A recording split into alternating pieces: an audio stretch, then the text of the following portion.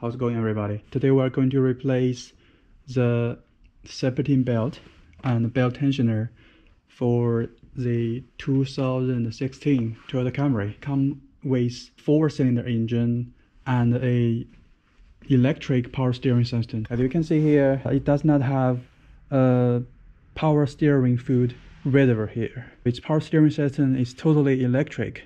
I just draw a diagram for the Serpentine belt system we have today. It does not have a power steering pulling here. It's just 1, 2, 3, 4. It has 4 pulley and a belt tensioner.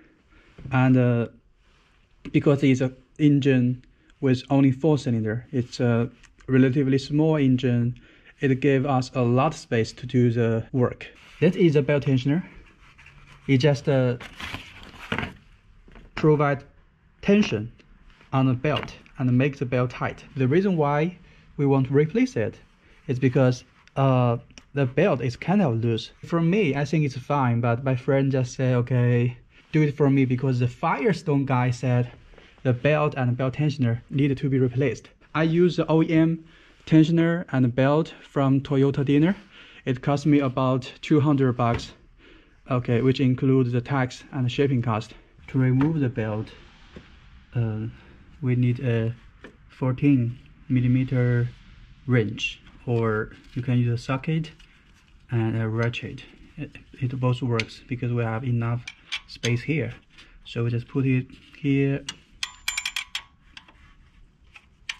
to release the tension of the belt. You can see here. So now the tension released.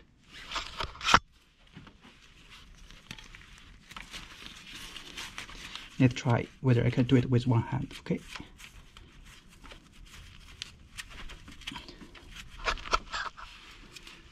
Okay, I think 2 hands works much better. Release the tension of the belt.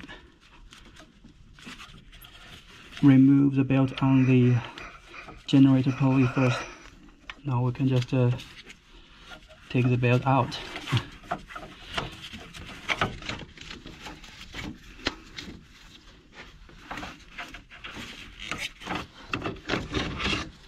Okay, the belt is basically in decent shape.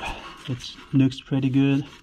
The belt is cheap. It's just $25, so we can just replace it. But today we need to replace the tensioner also. Like, I think by observing the new tensioner, it can help us to decide the bolt we're going to remove. So this bolt is 14mm, and the top one is also 14mm. It's a bolt to adjust the tension, to release the tension of the tensioner. So basically, if we just want to install a new tensioner, we do not need to touch this 2 14mm bolt. But here in the middle, we have a 12mm bolt. That is a bolt we are going to remove. Okay.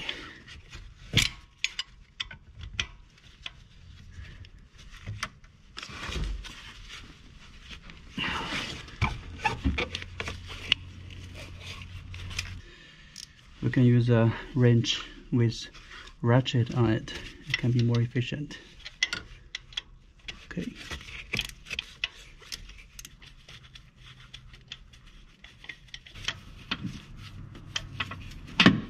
Okay. It is held by one 12mm bolt. Clean the surface.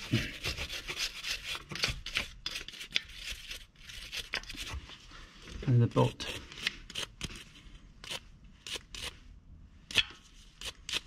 Yeah, it looks okay. Apply some blue thread locker on the bolt. We need to match this thing that point out with the hole on top. Okay, it's kind of alignment.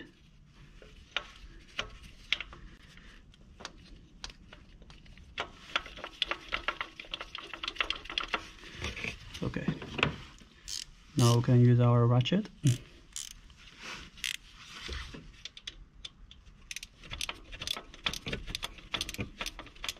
torque it to 30 foot-pound.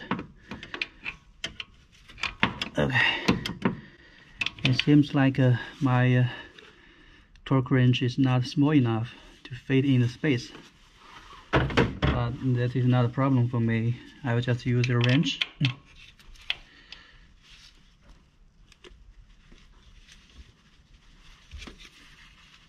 to tighten.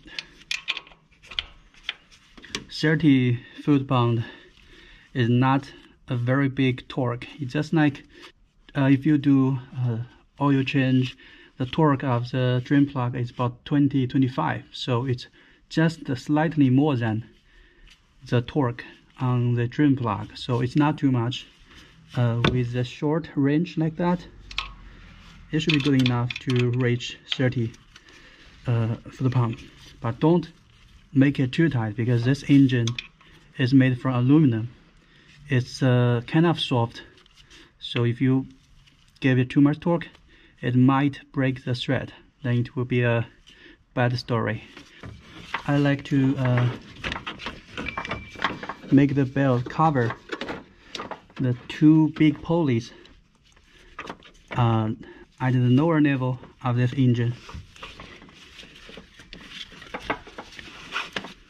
Sometimes we may need to remove the tire to help us put the belt in place.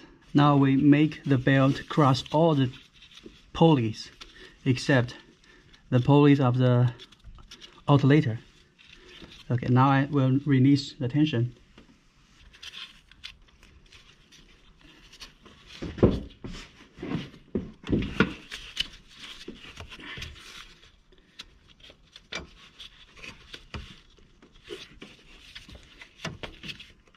Okay, it's gonna take some effort to put the belt on the alternator pulley. Before we start the engine to run the test, it's better to make a visual inspection to make sure all the belt and the pulley, they are aligned correctly. Now for me, they look good, and it's also a good idea to try to turn. Okay, turn the pulley, make sure they work well, and now it's time to turn on the engine and run the test.